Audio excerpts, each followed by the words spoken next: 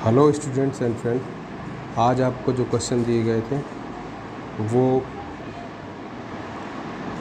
एक long question है कि हिंद महासागर में भारत की केंद्रीय स्थिति में इसे किस प्रकार का लाभ हुआ है।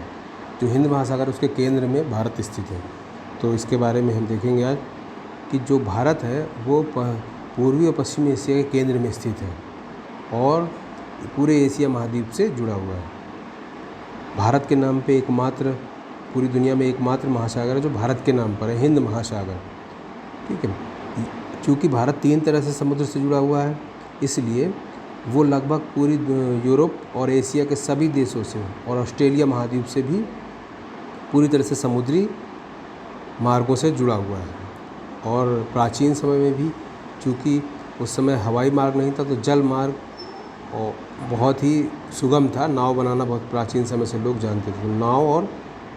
नाव का बहुत ही उपयोग होता था। स्थल मार्ग बनाना मुश्किल था, तो इसलिए स्थल मार्ग का उतना नहीं था, लेकिन जल मार्ग बहुत महत्वपूर्ण थे। और हिंद महासागर होने की वजह से भारत की केंद्रीय स्थिति थी। दूसरी बात क्या है कि हमारे 3 तरफ से, चूँकि जब हमारे 3 तरफ भारत का ये मैप है, अब इसमें 3 तरफ से तो पानी भरा हुआ है, तो इस तरफ से प्राचीन समय में जबकि बहुत बड़ी नौसेना नहीं होती थी, लोगों के पास पैदल रास्ता ही था, स्थल मार्ग ही था, तो हम 3 तरफ से अपने आप सुरक्षित भी थे। एक बड़ा कारण ये भी था। दूसरी बात, जो व्यापार था वो चूँकि समुद्री मार्गों से होता था प्राचीन समय से, तो व्यापारिक स्थिति भी भारत की अच्छी थी। इस तरह से हम देखते हैं कि जो दक्षिण एशिया है और वो उसमें भारत एक केंद्रीय स्थिति में है। अब देखते हैं ये जो अभी आपको मानचित्र कौशल के कुछ क्वेश्चन दिए जिनके आंसर आपको नहीं पता है शायद, तो मैं आपको बता देता हूँ। दिए गए मानचित्र की सहायता से पहचानिए। ये मानचित्र दिया, इसमें आपको पहचानना है। पहला क्वेश्चन है कि अरब सागर और बंगाल की खाड़ी में स्थित द्वीप। तो देखिए, अरब सागर और बंगाल की खाड़ी में स्थित द्वीप कौन सा है? अरब सागर में स्थित द्वीप है ये लक्षद्वीप। कौन सा है ये? लक्षद्वीप। और इस साइड में है अंडमान और निकोबार द्वीप समूह। अंडमान और निकोबार द्वीप समूह, अंडमान निकोबार। तो बंगाल की खाड़ी की तरफ है अंडमान निकोबार और इधर है लक्षद्वीप। दूसरा क्वेश्चन है, भारतीय उपमहाद्वीप किन देशों से मिलकर बनता है? तो भारतीय उपमहाद्वीप किन किन देशों से मिलकर बनता है, देखते हैं। देखिए, पाकिस्तान पहला, दूसरा अफ़गानिस्तान, तीसरा नेपाल, चौथा भूटान, म्यांमार और बांग्लादेश। ये 6 देश बेसिकली हैं जो भारतीय उपमहाद्वीप का निर्माण करते हैं। पहला पाकिस्तान, दूसरा अफ़गानिस्तान, तीसरा नेपाल, तीसरा है नेपाल और चौथा है भूटान और ये है 5वां म्यांमार और छठा है बांग्लादेश। छठा है बांग्लादेश।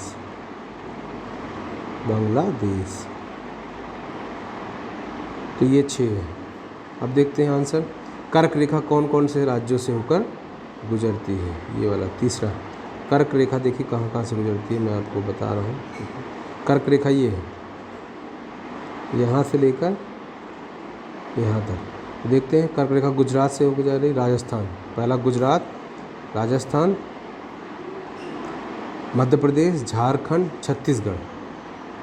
आप अगर दोबारा वीडियोस को चला के देख लीजिएगा, फिर से बता दूँ। गुजरात, राजस्थान, मध्य प्रदेश, झारखंड, छत्तीसगढ़, पश्चिम बंगाल, मिजोरम और त्रिपुरा। मणिपुर नहीं है।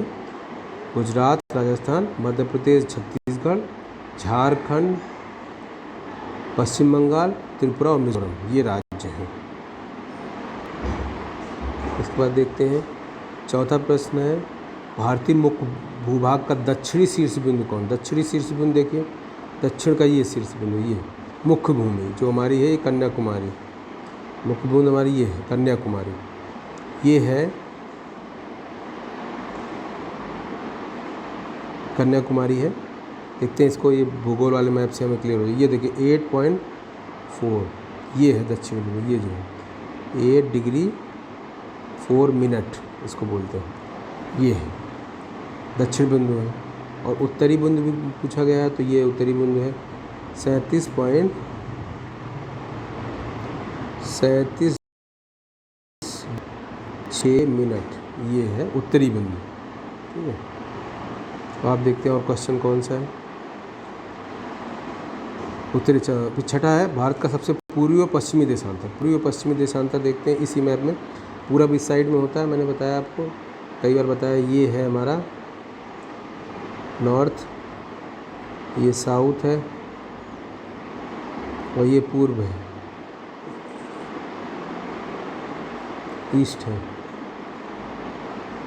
तो इधर बिंदु कौन सा है,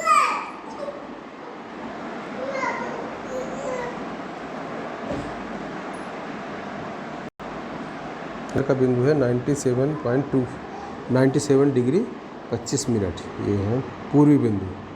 और इधर चले आइए, ये देखिए 68 डिग्री 7 मिनट, ये है इसका पश्चिमी बिंदु। कुछ भी चीज़ समझ नहीं आती तो उसको दोबारा रिवाइंड करके देख लीजिए सभी स्टूडेंट्स। अब देखिए सबसे लंबी तट रेखा वाला राज्य कौन सा है। सबसे लंबी तट रेखा वाला राज्य है, यहाँ से आपको क्लियर हो जाएगा ज़्यादा। ये देखिए ये गुजरात है। गुजरात का जो सीमा रेखा है ये थोड़ा ऐसे है, कटी हुई है, तो इसलिए बहुत बड़ी रेखा हो जाती है। तो सबसे बड़ा समुद्री तट रेखा वाला राज्य है गुजरात। गुजरात क्लियर। देखते हैं और क्वेश्चन। इसके बाद है भारत और श्रीलंका को अलग करने वाली जल संधि। भारत और श्रीलंका को अलग करने वाली जल संधि देखते हैं। यहाँ पर भारत और श्रीलंका को अलग करने वाली जल संधि ये है, इसको कहते हैं पाक जल संधि। ध्यान रखना, पाक पाकिस्तान से नहीं है, श्रीलंका और भारत के बीच में पाक जल संधि है। स्ट्रेट, पाक स्ट्रेट बोलते हैं, जल संधि को स्ट्रेट बोलते हैं। अब देखते हैं लास्ट क्वेश्चन है भारत के केंद्र शासित क्षेत्र। भारत के केंद्र शासित प्रदेश देखिए अब 9 हो गए, पहले 7 थे अब 9 हो गए। तो देखते हैं इस मैप में, देखते हैं। देखिए दमन, पौंडीचेरी, दिल्ली, लक्षद्वीप, चंडीगढ़, अंडमान निकोबार द्वीप समूह 7 ही हो गए, और जम्मू कश्मीर और लद्दाख ये 2 नए हैं। JNK ये 8वां है, और लद्दाख 9वां है। ये भी पूछा जा सकता है 8वें और 9वें कौन बने। तो 8वां जम्मू कश्मीर केंद्र शासित प्रदेश बना और 9वां लद्दाख। तो ये आपके क्वेश्चन थे। ये मैप को ध्यान से देख लीजिएगा, इस वीडियो को बार बार देखिए और इस वीडियो को ज़्यादा से ज़्यादा शेयर कीजिए जिससे सारे और स्टूडेंट्स को इसका फ़ायदा मिल सके। वीडियो देखने के लिए बहुत बहुत धन्यवाद। इस वीडियो संबंधी क्वेश्चन जरूर आपसे पूछूंगा कि अरब सागर के पास स्थित एक देश है, अरब सागर के पास स्थित देश, इस जगह लक्षद्वीप के पास कौन सा देश स्थित है, इसको आप बताइएगा। वीडियो देखने के लिए बहुत बहुत धन्यवाद।